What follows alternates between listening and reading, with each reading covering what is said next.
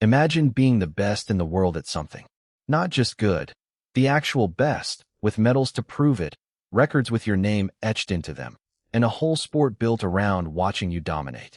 Now imagine walking away from all of it, on purpose, at the peak of your powers, just to become a beginner again.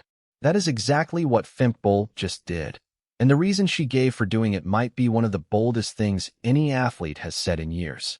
For years, Bol, who now competes under the surname Broders, was untouchable in the 400-meter hurdles. She became world champion in 2023. That same year, she was crowned the top female athlete internationally.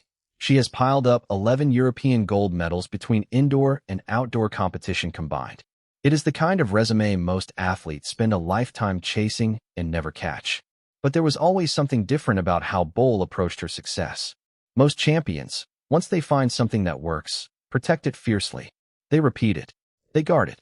Bol did the opposite. Even while sitting at the top of her event, she kept dismantling her own technique, tweaking her stride, hunting for tiny improvements nobody else thought she needed. Her coach, Laurent Meuwly, noticed something else buried inside that restlessness.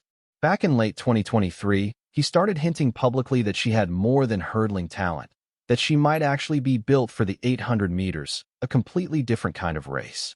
It wasn't just a hunch. Bol's raw speed numbers were staggering. She shattered a world indoor 400-meter record that had survived for 4 decades, then broke her own new mark just for good measure. She posted a world indoor best over 500 meters. She's run relay splits under 48 seconds. Speed like that doesn't show up often, and when it does, it tends to open doors nobody expected. So in August of 2026, Bol made the jump. At 26 years old, she left the hurdles behind entirely and stepped into her first major championship as a 2-lap runner. And here's the part that makes this story genuinely wild. She picked possibly the most brutal moment in history to attempt it. The women's 800 meters right now is arguably the deepest, fastest field the event has ever seen. Switzerland's Audrey Werro has rocketed up to become the 3rd fastest woman in history over the distance, running times in the low 1:53s. Olympic and European champion Keely Hodgkinson has openly said she's hunting the outright world record. Britain's Georgia Hunter-Bell is right there too. And looming over all of it is a number that hasn't moved in more than 40 years, 1 minute 53.28 seconds, set by Jarmila Kratochvilova back in 1983. It's the oldest surviving world record in all of track and field, and no one has come close to touching it in 4 decades. Bol didn't ease into this. She dove straight into the deep end. Her first real 800 came in February, in Metz, clocking just under 2 minutes. Then an injury sidelined her for a month. But once she returned, her times dropped fast, from the high 1:57s down to 1 minute and 55.60 seconds in Paris by late June, finishing second behind caught up yet, which, she admits, required a real shift in how she thinks about racing. The 2 events, she says, hurt in completely different ways. In the hurdles, the wall hits hard and fast, and you can see the finish line the entire time as your legs die beneath you. In the 800, the kind of pain that you can push through for much longer. Either way, she's learned you have to make peace with suffering if you want to run these races well. But the real story here isn't tactics or splits. It's the mindset rather than getting ahead of himself with talk of world records. Bol herself has said if breaking the record were small, stacked goals, 1 step at a time, waiting to see where the ceiling actually is. Her next real test comes at the European Championships in Birmingham, and she's refreshingly honest about not knowing what to expect.